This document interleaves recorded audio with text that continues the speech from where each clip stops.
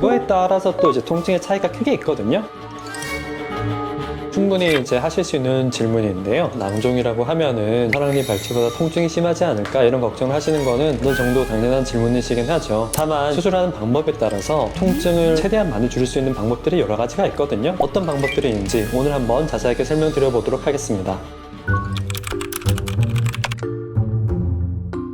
일반적으로 이제 수술 중에 크게 통증을 느끼시지는 않습니다. 왜 그렇게 되는 거냐면은 수술을 할 때 있어서 마취하는 방법이 두 가지가 있습니다. 치과에서 일반적으로 하는 마취가 침륜 마취라는 마취와 전달 마취라는 마취가 있는데, 전달 마취를 정확하게 하면은 사실상 이제 수술 중에는 큰 통증을 느끼실 수가 없고요. 전달 마취는 큰 신경을 마취한다라고 생각하면 됩니다. 만약에 발가락이 다쳤다 그러면은 그 발가락 주위에만 마취를 하는 거를 침륜 마취라고 합니다. 그런데 발가락에만 마취를 하는 게 아니라 다리 전체에 신경을 마취해버리는 거예요. 그러면은 다리 전체가 이제 감각이 없기 때문에 어떠한 통증도 느낄 수가 없죠. 그거를 다시 낭종 수술하는 데 가지고 오면은 침륜 마취는 특성상 그 마취액이 주입된 부분만 마취가 되기 때문에 수술 부위가 만약에 침륜 마취된 경계를 넘어가게 되면 다시 통증이 느껴집니다. 하지만 전달 마취는 애초에 상위 신경을 마취를 했기 때문에 어느 부위에 수술을 하더라도 사실상은 통증을 느낄 수가 없습니다. 그래서 이제 저희 병원에서 여러 가지 방법들을 쓰고 있습니다. 주사 바늘이 들어가는 부위에 마취 크림을 발라드리고 있습니다. 그 상태에서 바늘이 들어가면은 일반적으로 마취하는 거에 비해서 훨씬 덜 통증을 느끼기 때문에 상대적으로 덜 힘들게 마취도 가능합니다.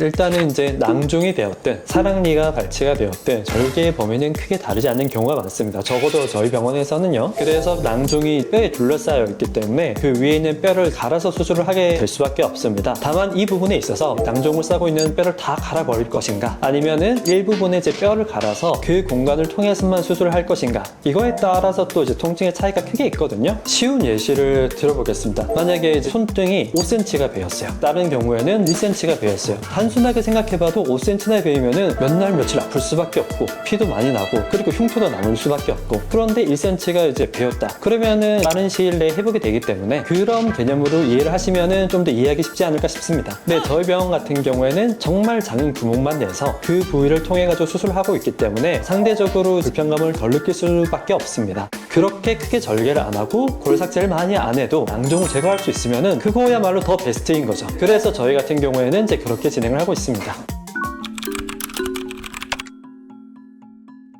수술을 하는 과정에 대해서 이제 설명을 드려보면은 결국에는 낭종을 제거하는 게 이제 가장 주된 목적입니다. 당연히 낭종을 빠르게 제거를 하려면은 이제 절개도 크게 하고 뼈도 많이 갈고 이렇게 하는 게 목표를 달성하기에는 좋죠. 다만 이제 그렇게 이제 수술을 하게 되면은 불편감이 좀 길어질 수밖에 없습니다. 절개도 많이 하고 뼈도 많이 갈고 그러면은 수술하고 나서 통증도 심할 수밖에 없고 붓기도 많이 붓고 나오는 시간도 오래 걸릴 수밖에 없거든요. 그런데 수술하는 의사가 나는 그렇게 절개도 많이 안 하고 뼈도 많이 안 갈고 빠른 시간 내에 수술을 마무리할 수 있어, 이러면은 그렇게 할 이유가 없는 거죠. 환자분이 수술하고 나서 불편감을 미치는 요소에는 여러 가지가 있을 수가 있는데, 의사가 미칠 수 있는 요소는 절개의 양, 두 번째로 뼈를 얼마나 가냐, 그리고 수술 시간을 얼마나 단축할 수 있냐, 이 세 가지를 다 달성할 수 있으면은 절개도 적게 하고 골삭제도 적게 하는 거죠. 말만 들어도 엄청 손이 많이 가고 저 힘들 것 같아요. 그렇죠. 지금 말은 좀 간단하게 말씀드린 부분이 없지 않아 있기는 한데, 절개를 적게 하고 골삭제를 적게 한 상태에서 수술을 하려면은 해부학적인 위치에 대한 지식이 충분해야 됩니다. 그래서 내가 조작하고 있는 기구가 어느 위치에 있고 어디서 영소를 제거하고 있고 이런 게 다 예측이 돼야 되고, 주변에 뭐 신경이 지나가는지 뭐 혈관이 지나가는지 다 파악을 할 수가 있어야 됩니다. 그런 상태에서 수술을 하게 되면은 말씀드린 대로 수술이 가능한 거죠.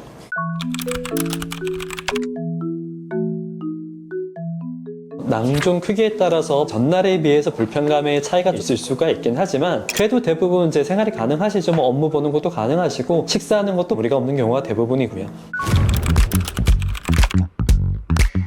수술을 하고 그 다음날 이제 소독을 오셔야 됩니다. 소독을 오실 때의 목적은 상처 부위를 이제 소독하는 건 목적도 있지만 평가도 하고 조치를 취해야 될 게 있으면 또 조치를 취해드리고 한 일주일, 2주일 후에 실밥 제거를 하게 됩니다. 그 실밥 제거를 하면서 검사를 맡겼던 낭종이 무슨 낭종이었구나 이런 거에 대해서 설명을 드릴 거고요. 6개월 뒤에 또 다시 약속을 잡아드립니다. 6개월 뒤에 오셔가지고 엑스레이를 찍어보면은 낭종이 있던 부위가 하얗게 뼈로 차신 걸 확인하실 수가 있으시거든요.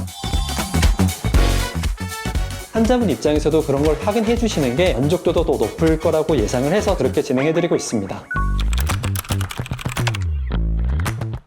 병원을 선택하는 기준 그런 거에 대해서 생각을 해보면은 그 병원이 낭종을 전문을 하고 있는지 그거 여부 정도는 첫 번째로 당연히 인식을 해봐야겠죠. 그 병원에서 뭐 낭종을 제거를 했더니 뭐 이랬다. 그리고 이제 그게 만족스러웠다. 뭐 이런 것도 이제 중요할 수가 있을 테고요. 두 번째로는 긴밀한 상담이 필요합니다. 네, 제가 말씀드린 것처럼 뭐 채소 절개, 뭐 채소 골석제 이런 거 다 중요합니다. 그 과정에 대해서 환자분들이 이야기를 듣고 납득하실 수 있는 그런 과정이 있어야 그렇게 수술을 진행할 수가 있겠죠. 그래서 상담을 가셨을 때 의사 선생님이 내 몸에서 일어나는 수술이 어떠한 논리로 어떻게 진행되는가 그 이야기를 듣고 충분히 납득하실 수 있으면은 만족스러운 수술을 하실 수 있지 않을까 싶네요.